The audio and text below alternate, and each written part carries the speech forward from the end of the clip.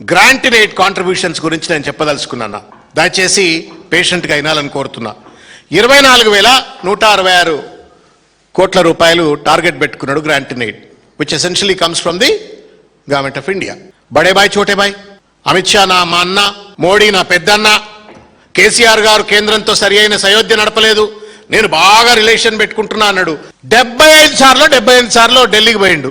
బడేబాయ్ చోటేబాయ్ సంబంధం నేర్పుతాడు, కాంగ్రెస్ సిద్ధాంతాలకు వ్యతిరేకంగా బీజేపీతో సత్సంబంధాలు నేర్పుతాడు.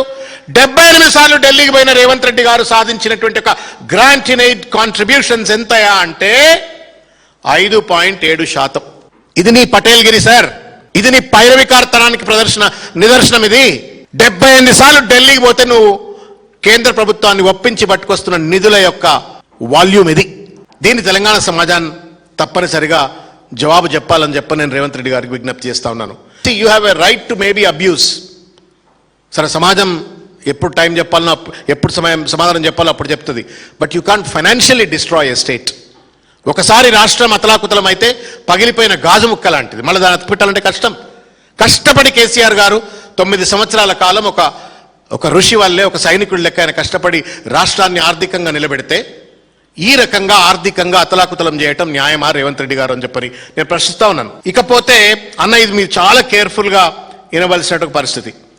ఎక్స్పెండిచర్ ఆన్ ఇంట్రెస్ట్ పేమెంట్ ఏమన్నాడు మీరు? ఈ 3 సంవత్సరాల కాలంలో రేవంత్ రెడ్డి మాట్లాడుతున్న ప్రతిసారి కూడా నేను 10,000 కోట్ల ఇంట్రెస్ట్ కడుతున్నా, నెలకు 20,000 కోట్ల రూపాయలు ఇంట్రెస్ట్ కడుతున్నా అని చెప్పిండా అన్న? ఆయన పెట్టుకున్న టార్గెట్ ఎంతయా అంటే ఇంట్రెస్ట్ పేమెంట్ కు పర్ ఇయర్ 21,304 కోట్లు.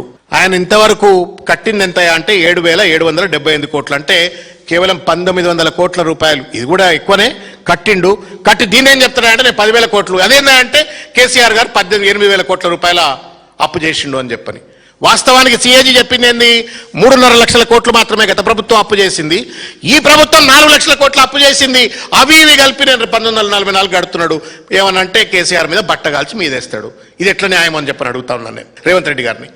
ఇక సోషల్ సెక్టర్లో డెఫిసిట్ ఉన్నది. 1,25,254 కోట్లు వెల్ఫేర్ సెక్టర్లో ఖర్చు పెడతా అంటే దాంట్లో డిప్పే, కేవలం 20% మాత్రమే ఖర్చు పెట్టిండు. తర్వాత క్యాపిటల్ ఎక్స్పెండిచర్ మొత్తం నాశనం చేసినాడు సార్. క్యాపిటల్ ఎక్స్పెండిచర్ అంతా సర్వనాశనం చేసినాడు. కొత్త సంపద సృష్టించేటువంటి ఎక్కడా కూడా ఖర్చు పెడుతున్నట్టుగా దాఖలాలు కనబడతలేవు.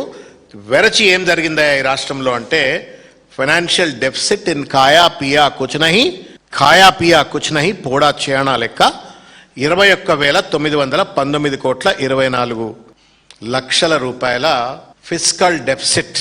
ఇది రాష్ట్రానికి రేవంత్ రెడ్డి గారు ఇచ్చిన నజరానా.